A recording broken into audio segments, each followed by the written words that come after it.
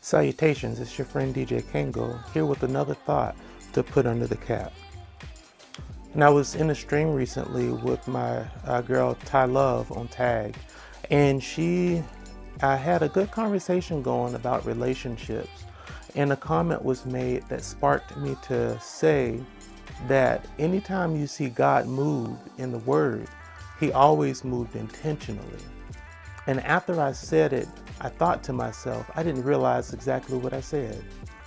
And I took some time to think about it, and what I found out is, God really does move intentionally every time we see Him do anything throughout His Word. And, this came from a point of relationship in conversation. And with this time being the time that we like to show in an overabundance of love, being around Valentine's Day. And I hope that yours was great.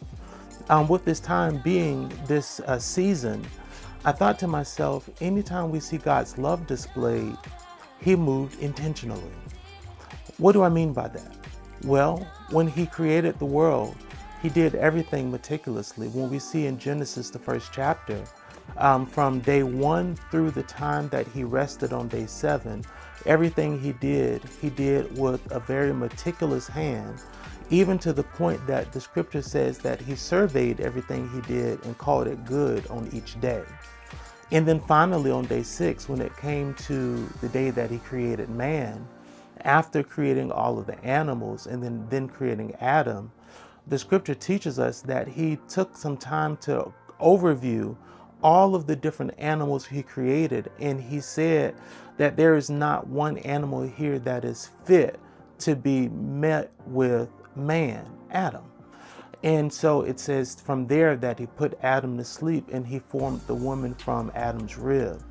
And the beautiful thing I see about that, I believe it was because God's intentional love for us, that He took the time to create something special for man that we're able to call our own, and that she is able to call her own. The intentional hand of God utilized His own Son to die on the cross, to be that sacrificial lamb without spot nor blemish, that we may have a right to, as we say, the tree of life.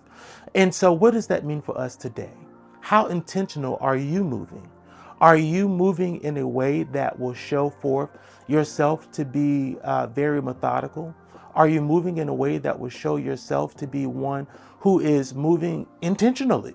Or are you someone who's haphazardly going through life on the whim, being blown and tossed to and fro by the wind, being moved from this place to that place in your mindset, being displaced in your spirit because of situations that happen in life?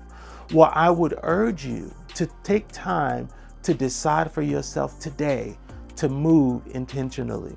What does that look like? Well, that looks different for every individual. But what I can say for me that looks like is this.